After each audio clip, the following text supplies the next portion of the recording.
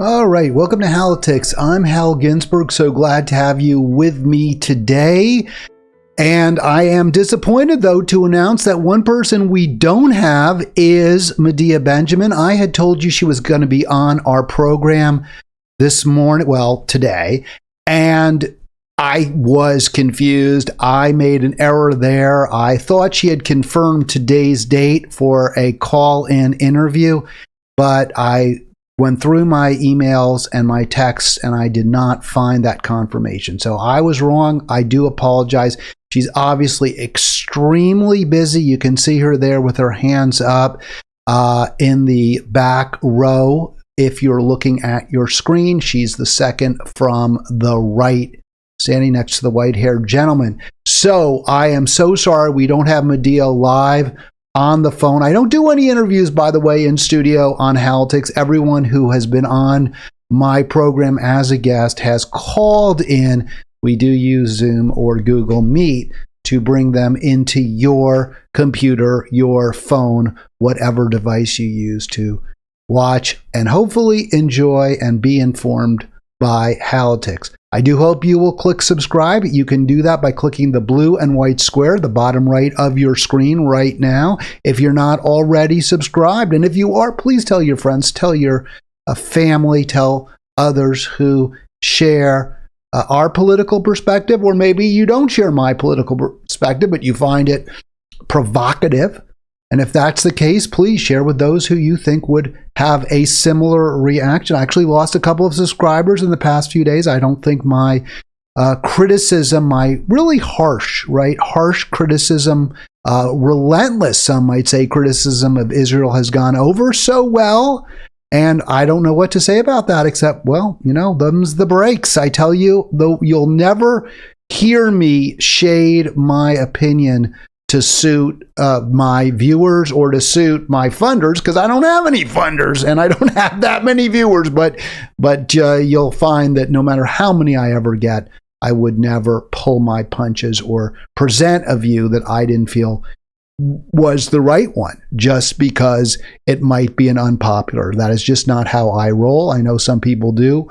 That's not how I roll. All right, let's play this. You're seeing Medea there in the background with her hands raised.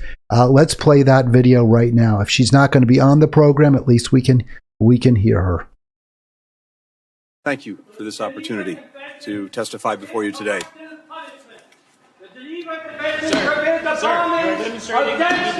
Populated areas. Stop supporting the genocide and ethnic cleansing of the people of Gaza. Cease fire now. Save the children of Gaza. We're standing up for our interests and values, not shrinking back. Not in the face of Russia's aggression against Ukraine. Not in the face of an intensifying strategic competition in the Indo-Pacific and around the world. If the witness will suspend, and I ask that everyone again respect this hearing, we will suspend until the room is cleared. Is calling for a ceasefire. Shame on you all. All right, and there is Medea. You heard her saying shame on you all. Let's just get that, being escorted out of the meeting. And she does deserve so much credit for fighting for what's right, fighting for peace, fighting against the brutal repression of and the genocide currently being attempted against the people of Gaza. So I thank you again so much, Medea, and we'll continue to platform her and Code Pink on Halitics right now. Shame on you all. Our diplomacy, our development must work hand in hand. Committee will suspend. And again, I appreciate that people feel passionately about these issues. I would ask that you respect our witnesses and our committee members and allow the American people to hear their testimony. Come on, I'm an Army colonel. I'm a former diplomat. I resigned on that war in Iraq that you talked about. That was a terrible thing, and what we're doing right now in supporting Israel's genocide of Gaza is a terrible thing, too. Palestine has to go! All the walls have to go! Palestine has to go! All the walls have to go!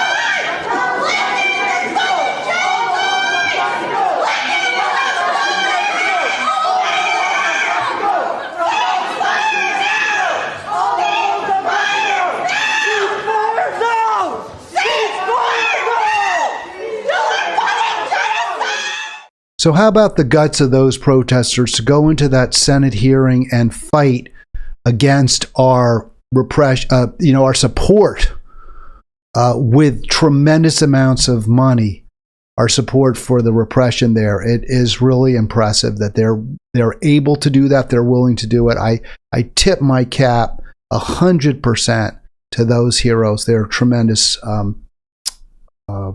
patriots, I think is the best word for people who do that, who are willing to stand for what's right.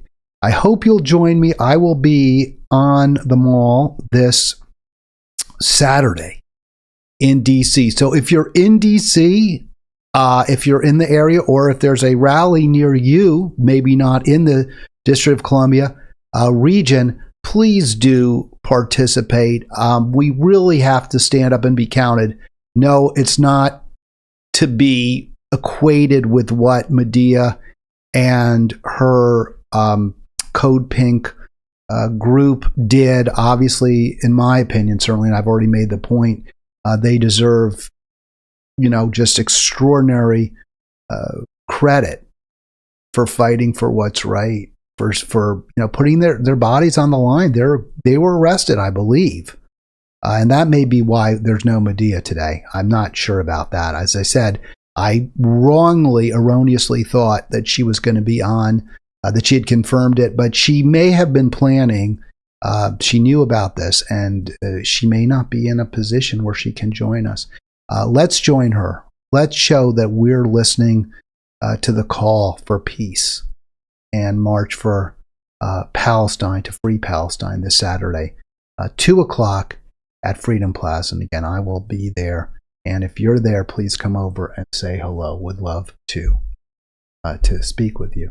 So I kind of framed today's program with the idea of asking you whether, and yesterday didn't really take any calls, would love to take some today, asking you whether you believe that the full-throated support that the president and virtually all Congress members, including almost all Democrats, although there are a few dissident voices in the Democratic Party, is this hurting Joe Biden at the polls? I saw some interesting numbers that would suggest that there has been some erosion of support for Biden versus Trump, but not much. In fact, what little there may be, what you could possibly glean, is far less, right? I mean, Biden may have lost a point or two versus Trump, but it's very little. It's very minimal when you consider how much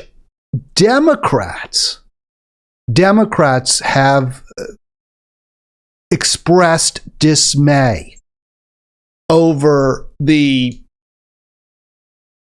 disproportionate support for Israel that Biden and the Democratic Party is offering, and how little concern they seem to have for the Palestinians. And this is certainly and unsurprisingly negatively impacted Biden's poll numbers with respect to support from Arab Americans. So that is now at an all-time low. Just 17% now say they support Joe Biden. And that's a 42% drop in support since 2020. So in the election year, Biden had 59% support from Arab Americans. And that may have been the highest of any group. I don't know that any other, African Americans was definitely higher. But Arab Americans clearly were very, very strongly in support of Biden versus Trump. And it makes sense. I mean, Trump was often Islamophobic in his rhetoric and in his actions as well, trying to foment strong anti-Iranian feelings and pulling out of any kind of peace accord with Iran. Trump did broker the Afghanistan peace, and I think he deserves credit for that. But, words matter too. And his words were extremely Islamophobic in many cases. And he was also completely supportive of the Israeli right-wing government.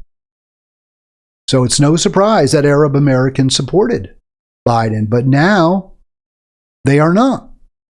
Now they oppose Biden. Only 17% want him, apparently, to stay president. And if there were a progressive Democrat or a less completely pro-Israeli government, Netanyahu government, Democrat running, I think they would get quite a bit of support from the Arab American communities. I think if Cornel West were running a smarter campaign, he could tap into some of that support. No question about it. He's the one presidential candidate who has really stood up against Israeli oppression. So this is an opportunity for Dr. West, except where is he? You're not hearing him. You're not seeing him. I haven't found a lot of commentary from him. I know that Jimmy Dore is picking fights with his former campaign manager, Peter Dow. Peter Dow took the reins of the West campaign when Cornel West was running as a Green. Now he's not running as a Green, and he doesn't have a campaign manager either, as Peter Dow has pulled out. So I get why Dore is so critical of Peter Dow, but picking fights with him doesn't get us anywhere. What we need to do is platform West to the extent we can and make the case that if you care about Palestine, and frankly, if you care about Israel, you should be supporting Cornel West, because the current situation is devastating, incredibly harmful to both, most certainly to Palestine, but in the end is not good for Israel or Jewish people in general. So I'd love to see the online left get more strongly behind Dr. West and make the case that he is the right choice, given this insane support we have, bipartisan support for Israel. That said, it would have been so nice if he had the Green platform. It's not huge, but it's something. There's an institution, there's a Green institution, and if Dr. West were standing on that Green platform, he would have a louder voice, a more prominent voice for peace. And by the way, so would the Green Party, which would be really, really nice.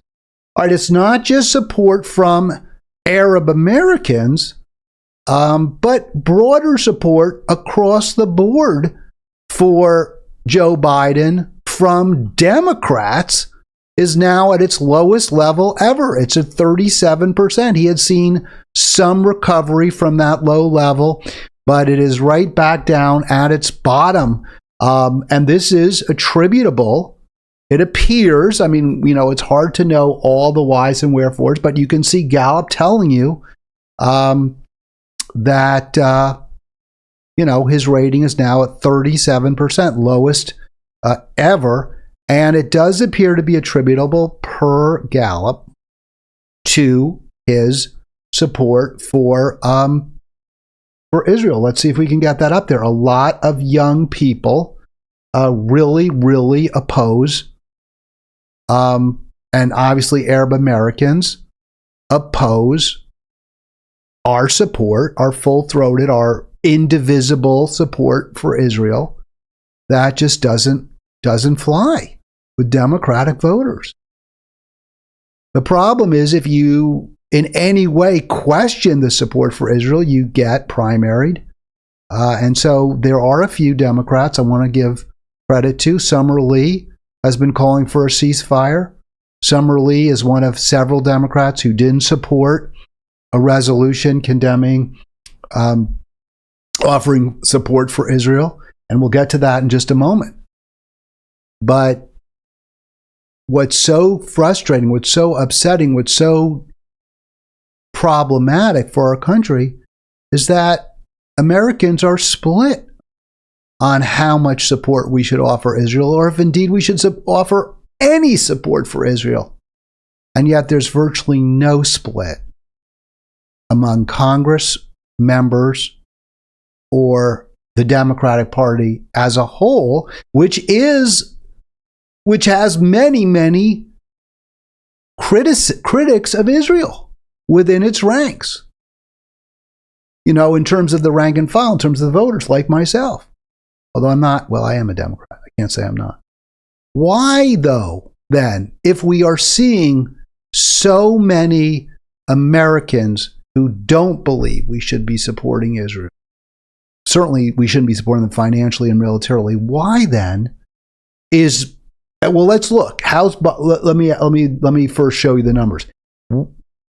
How is this, because you would expect, I would have expected, some real drop in support for Joe Biden in the polls versus, moving forward. And yet there is, and you can see it. You can see it. I'll put that right up on the screen there. I think you can read that.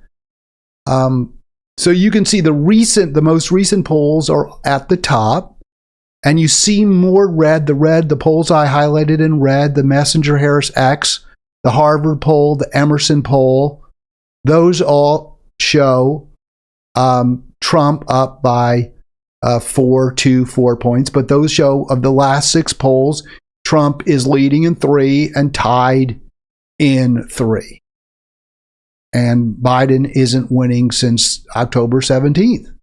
But if you go back before that, you can see that Biden is doing better, right? He's ahead in polls from the first half of the month, but he's behind in polls from the second half of the month. Some of that may just be different polls. There's a little bit of a shift. You can see the Morning Consult has gone from Biden with a small lead to now tied.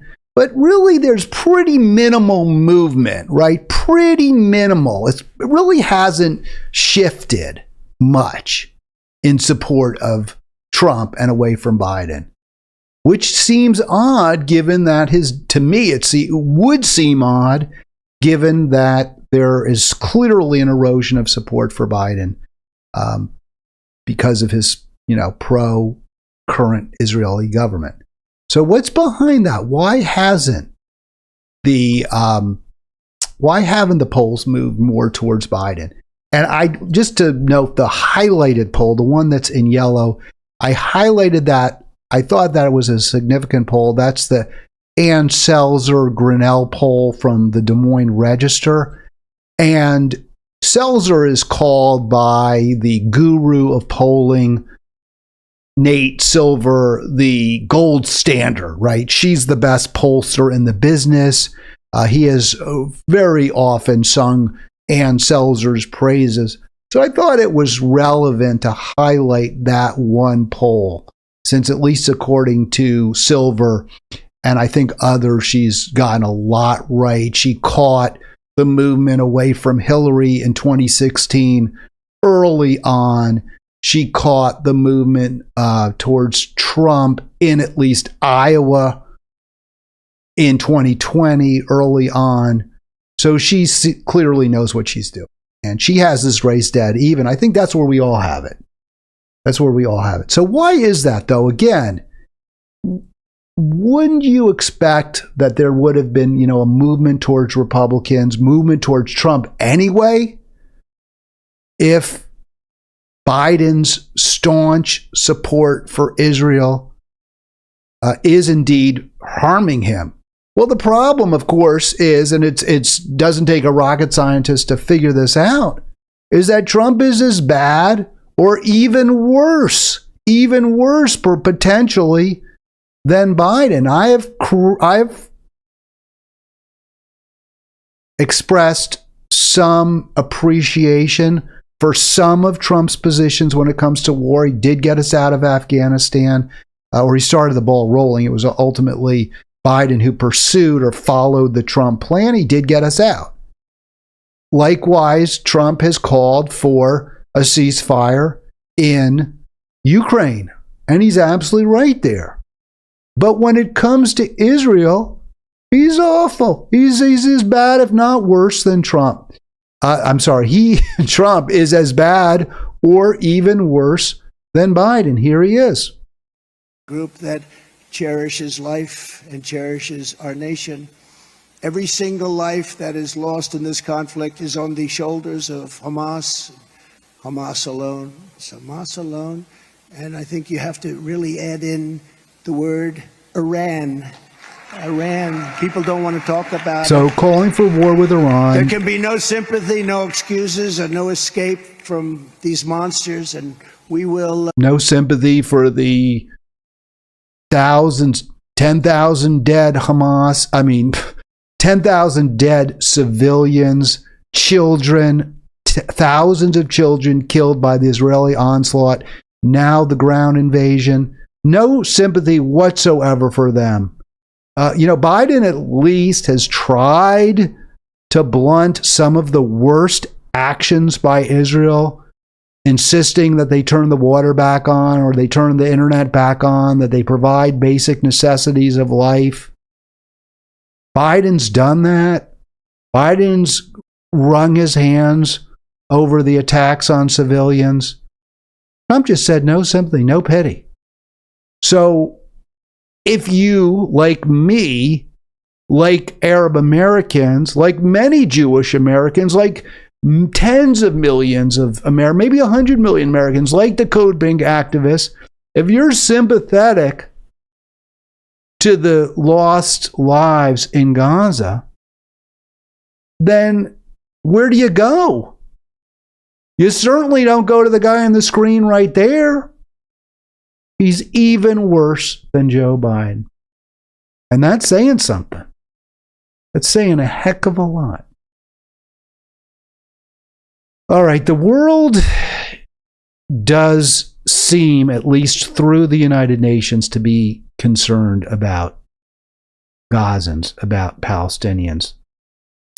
So the General Assembly, which I guess as much as any or more than any other institution, reflects a certain concern, reflects the world, where the world is, if that's possible, has weighed in. And here's where they are. Here's where the General Assembly. This is October 27, 2023. It does adopt the resolution calling for immediate sustained humanitarian truce leading to cessation of hostilities between Israel and Hamas. So that's good. Obviously, we want ceasefire. We want the killing to stop right now. That's an easy one. That's a layup. That's a no-brainer. The member states did not adopt the amendment condemning the October 7 terrorist attacks. And I think that was the right call. Right now, what we have to worry about is the ongoing slaughter. And in any way clouding that message by attacking Hamas, suggesting that there's moral equivalency, no, we can't do that. Israel is the oppressor state. Israel is the one engaging in the bloodthirsty revenge right now. So the General Assembly is right to demand or call for an immediate sustained humanitarian truce. Unfortunately, the Security Council has not done this and will not do this because the United States has a veto.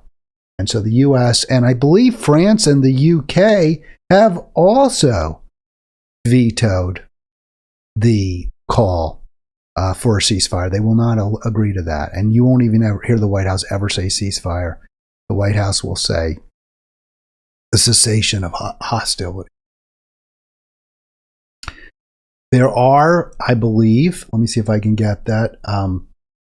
There have been some Democrats calling for a ceasefire. But what we're seeing right now is not an outcry. What we're not seeing is an outcry against funding for Israel. I did not find it. I may have missed it.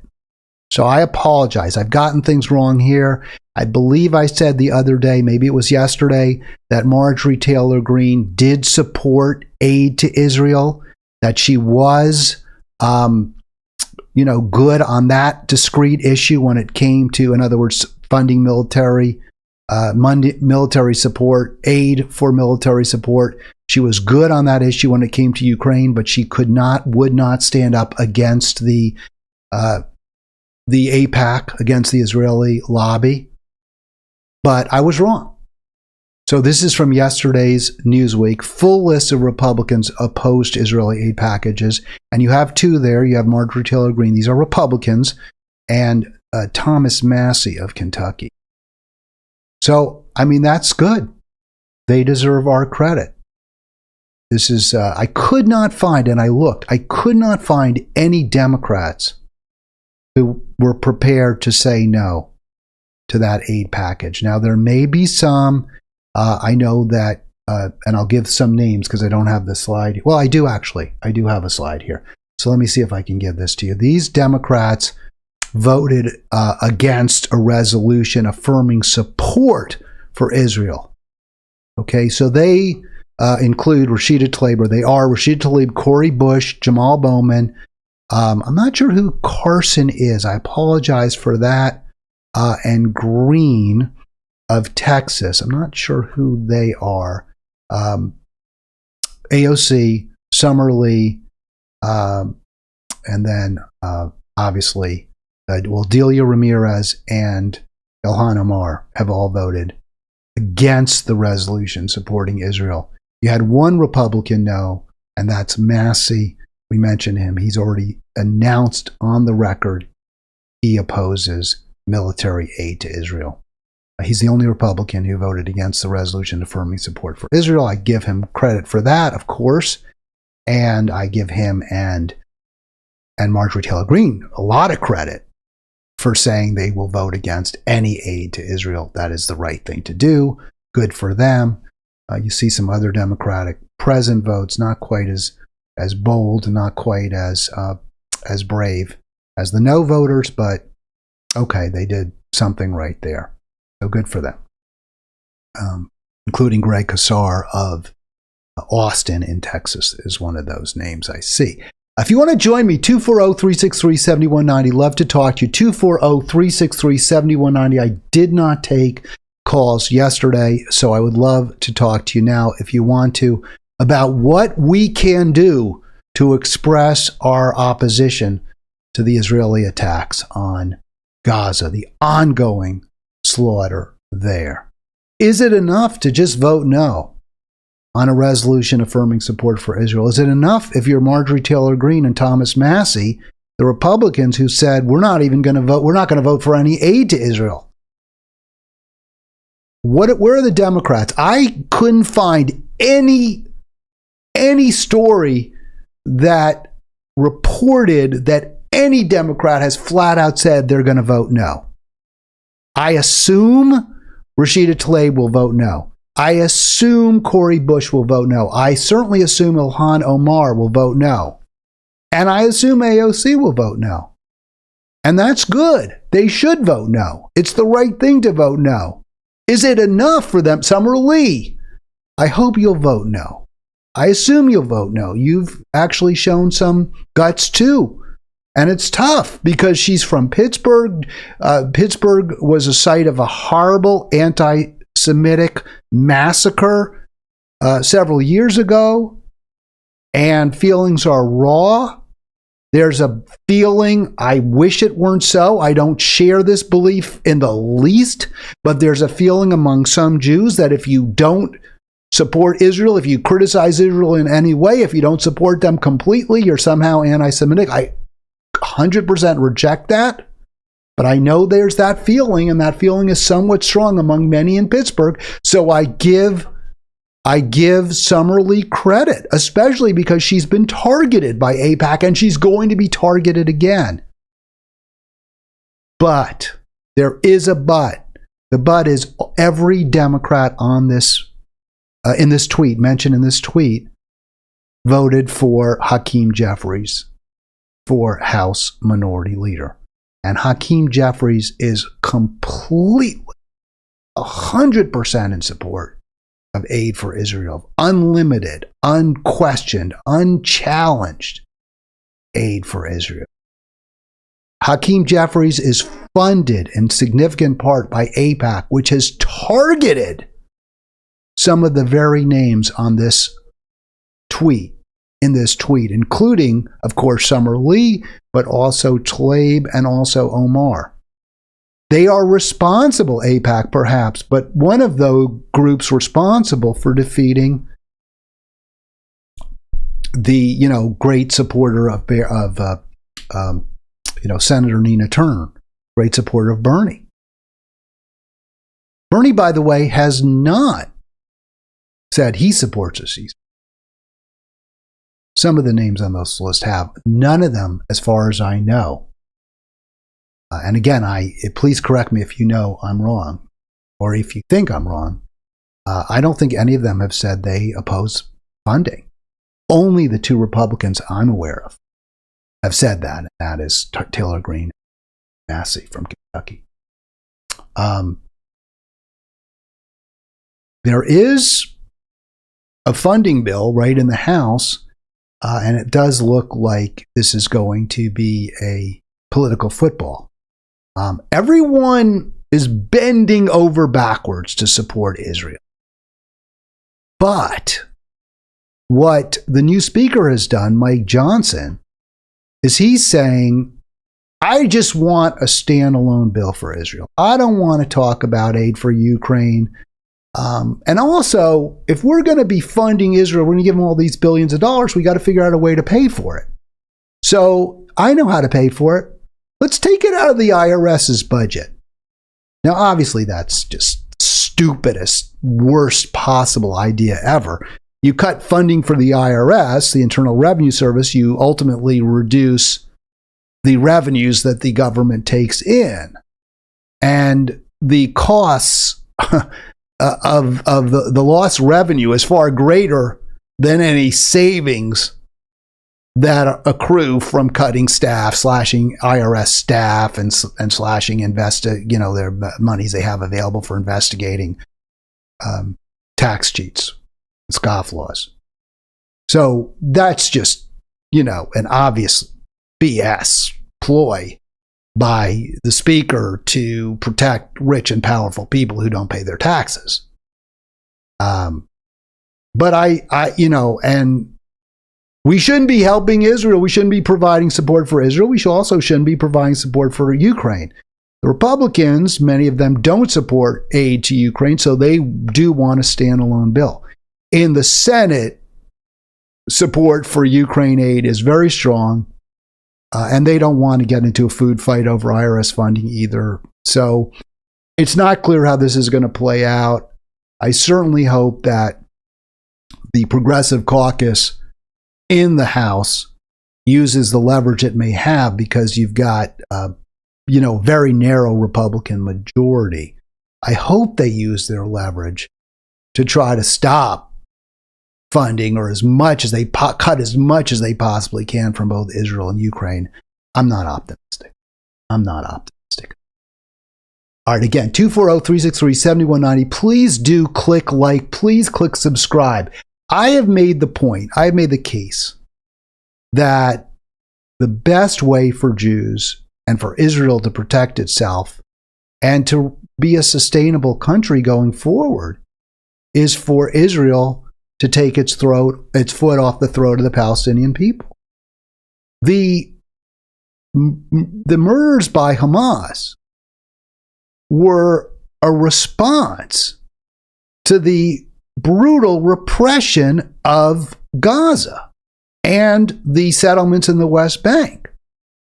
So what should you do? If you know that the reason someone hates you and wants to kill you is because you treat them so badly, then I would say stop treating them so badly.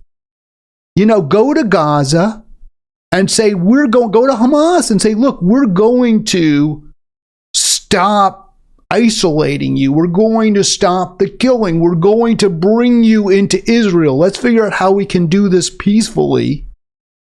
I'd say it to the UN. I'd go say it to Jordan and Syria and Egypt and everyone, the United States. How do we work this out? The people who killed innocent civilians have got to be punished in some way, obviously.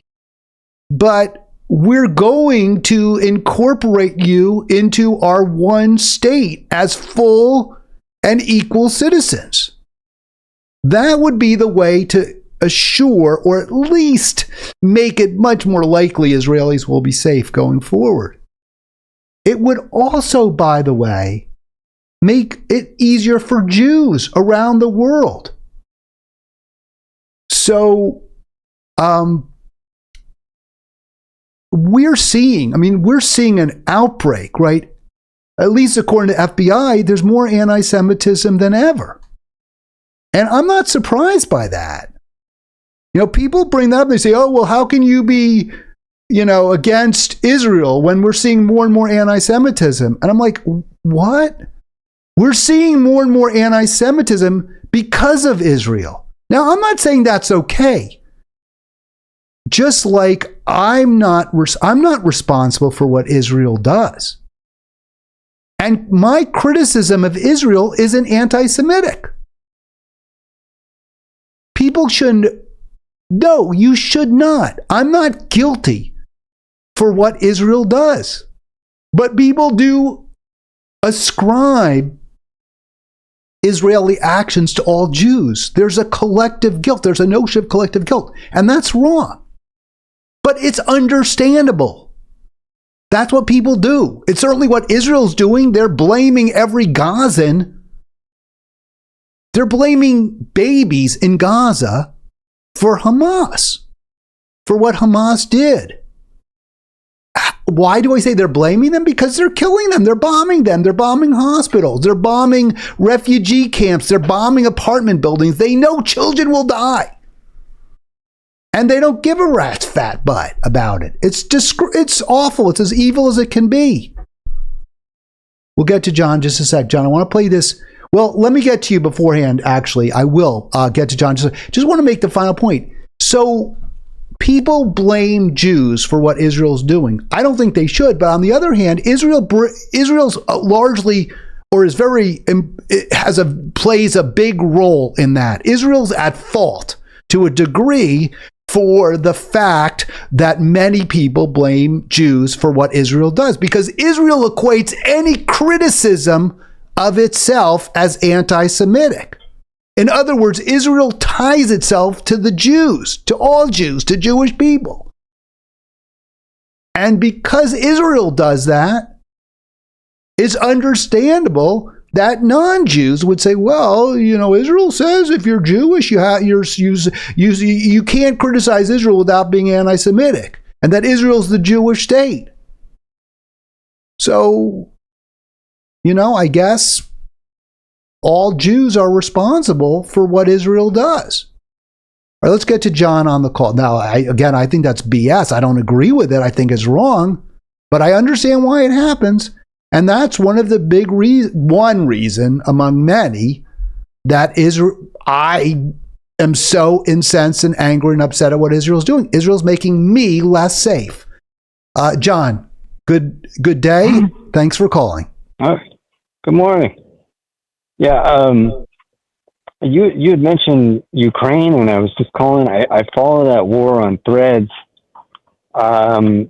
Recently, the Russians sent in a light infantry brigade, probably a couple thousand men. And in the first couple of days, they took heavy casualties because of the HIMARS that we're sending. I think the Ukrainians were able to kill about 120 of them, like in a relatively short period of time, and they withdrew. So they are grateful, and they are about to get some of our F-16s. Their pilots have just started training on them in Arizona. And I believe in the meantime they've gotten some Swedish jets that were definitely better than what they had, but nothing like an F-16. And the F-16 is going to help them shift air superiority in their favor, because the F-16 can take out another aerial target from. It has much longer range than the Russian MiG. I think it's like 200 miles, something like that. And the MiG can take down another aerial target from about 120 miles, I think. But things are going to start moving in their favor, and they always express their gratitude. These journalists that report on Threads always express their gratitude toward the United States for helping them fight for their democracy and to get their land back from the Russians.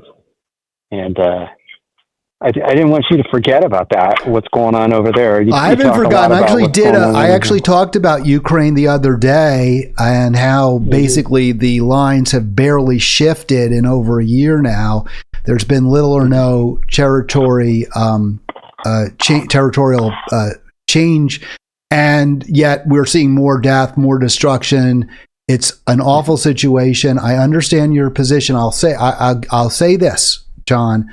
I do believe that providing military aid, military support to Ukraine is less wrong than providing military support to Israel.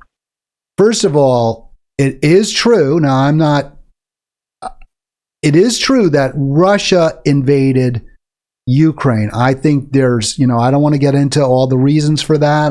You and I would disagree vehemently. But it is true that Russia started the latest hostilities by invading Ukraine. And that is what is happening right now. And I don't want Russia to take over Ukraine. I don't think that would be a good outcome. So I think it would be wrong. I think it's morally would be wrong. Russia should not control Ukraine. So I think there are arguments. I don't ultimately find them persuasive, but I think there are arguments for providing supplies to Ukraine. I think the better solution, that what we should be doing, is pushing aggressively for a ceasefire of hostilities. And I think we could accomplish that. I also don't think that military support is, doing anything but prolonging the carnage in the end. But I do understand the argument. I don't think there's any legitimate argument for supporting Israel's murderous genocidal rampage through Gaza. And I assume you agree with that. I do, yeah. I think that the only thing we should be supplying is humanitarian aid to both sides. I mean, and the Palestinians obviously need it more right now than the Israelis do. But, the other thing, too, is that I do like the fact that we are there as a deterrent, but I don't think we should be giving them bombs. I like the fact that the United States says, look, don't anybody, treat this as like an opportunistic moment to attack Israel, while they're down. I think that's important. It's an important role for us to play. But as far as equipping them with the Iron Dome stuff, I'm cool with. The defensive stuff I'm cool with, but giving them more artillery rounds and more missiles that they can fire from their jets, I think that's wrong. I mean, obviously because of what they're doing with them, but I think what they got to do, and this is the hard part, they got to get their infantry down in those tunnels, and they're going to lose a lot of people. The alternative is awful because they have hostages down there. So the alternative is pumping seawater into the tunnels or, some sort of gas like argon. And it's just, don't you think we should be pushing Israel though to take its foot off the pedal rather than kind of taking, keep hands off the region, telling, other countries like Iran, stay out? Shouldn't we really be focusing our energies, I believe anyway, John, on telling Israel, stop oppressing Gaza, stop thinking about revenge, stop thinking about bringing to justice, as you see it, the perpetrators of October 7th? We're to prevent it from happening again by treating these people like they are human beings instead of just kind of garbage, which is, I think, how Israel views them and treats them. Yeah. I do think we should be sending that message to them. I also, I mean, what do you think would happen if Israel overnight, just had a complete paradigm shift and decided to do that, and they elected somebody that was pro-peace? Would they be assassinated again? Well, they might be assassinated by Israelis. I think there'd be an assassination by the right wing in Israel. I mean, I don't know how to respond to that. Doing the right thing is often, it can really indeed be impossible. I mean, I have a modicum of sympathy for pro-peace Democrats, for anti-Israeli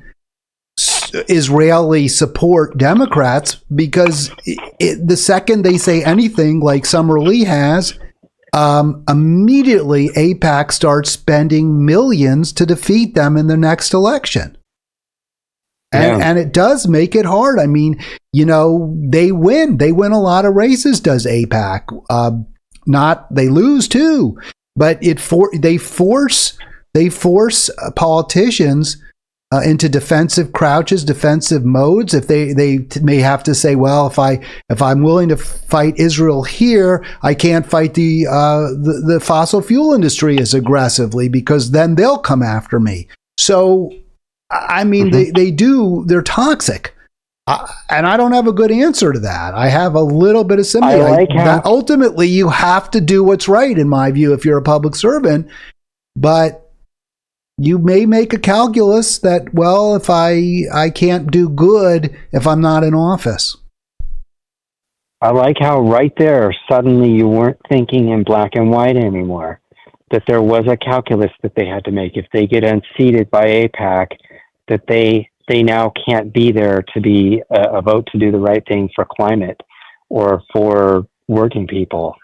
It's everybody who has that job is walking a political tightrope. And I think some of the people with the best of intentions sometimes realize that they have to do things that are going to make Hal Ginsburg angry. And John, here's why I'm ultimately, let me throw this at you, and then you can respond. Then I got to let you go because we're getting towards the end of the program. I love your calls. Thank you. I would be much more comfortable with what you just said, with that argument, if in fact the Democrats were doing good things on climate and were doing good things for workers, but they're not. They're really not. We're not seeing things get better incrementally. We're not seeing areas where there's significant benefits for traditionally, underclassed Americans. We're not seeing that. I thought, so on climate, there was a lot in that recovery bill a couple of years ago that right now we just opened up an EV battery recycling plant, the first one in the United States. Those we're going to start recycling EV batteries, which was the number one environmental concern with those. I believe there were also other clean energy jobs that were, I have to read up on it, but I think there was a lot in there for the climate. Maybe they didn't go as far as you like. Now, as far as what they're doing for working people, there are too many Nancy Pelosi's still in there that are unwilling. I mean, the number one thing they could do is go after health insurance companies, and they're as afraid of them as they are of AIPAC. And so, there are a few of them that are willing to stand up to them. Maybe maybe in Nancy Pelosi's case, she probably has a vested interest in keeping, probably a lot of her money. Well, she probably owns stock in them. John, I'm not even, you know what? I'm not going to argue with you at all. I got your point. I think you make good points. Ultimately, we have to I don't share them, or not to the same degree. I see where you're going. I don't share them all the way.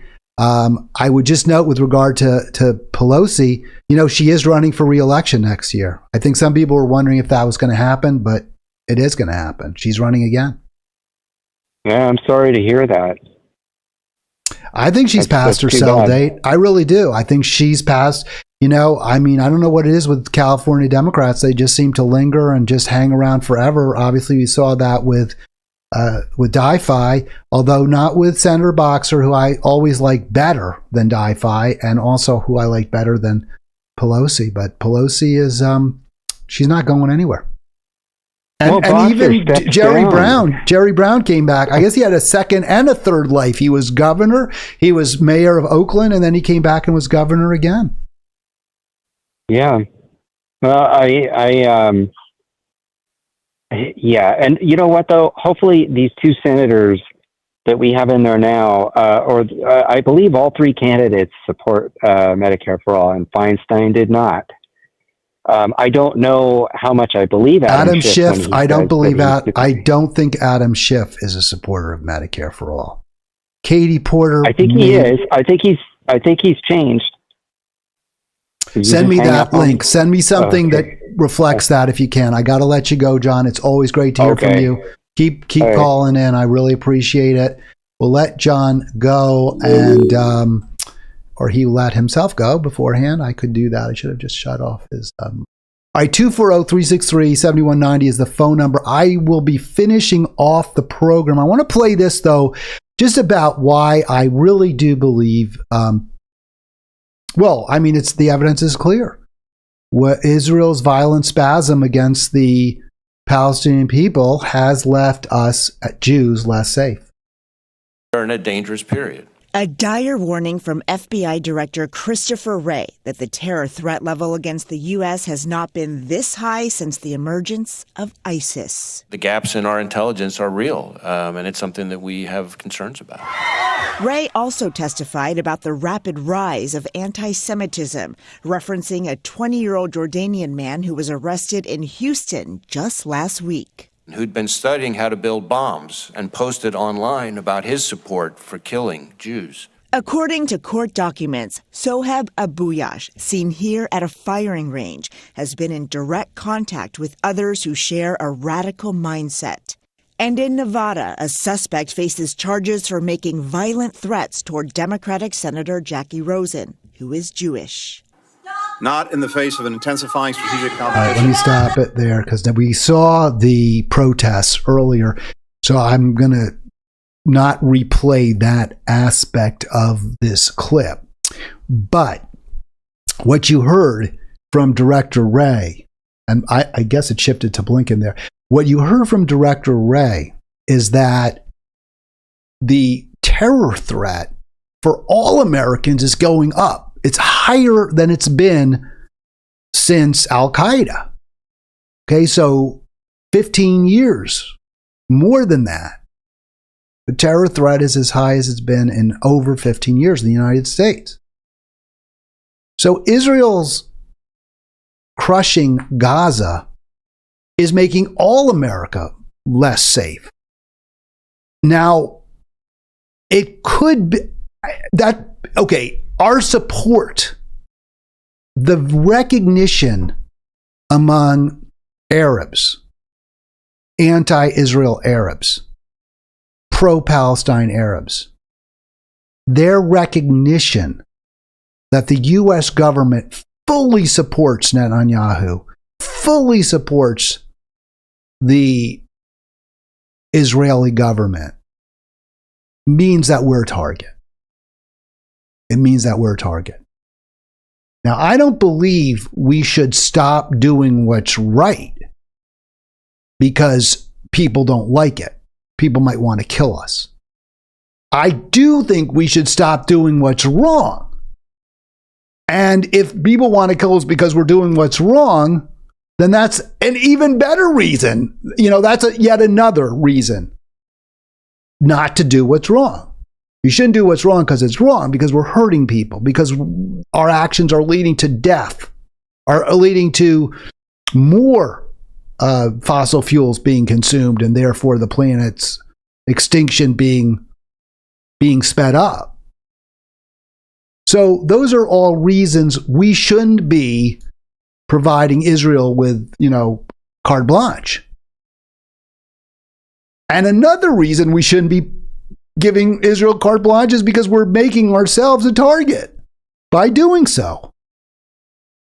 And because Jews like me are less safe because of it.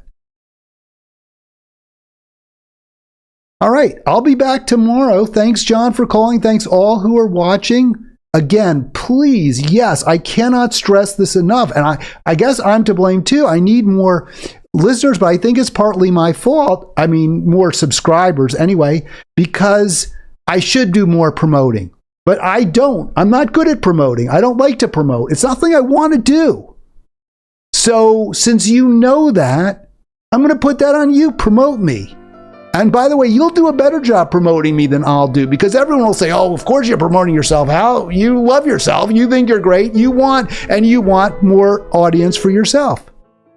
But if you promote me, people will say, oh, maybe Hal's good. This guy's just, or this gal's just saying something nice about somebody they believe in.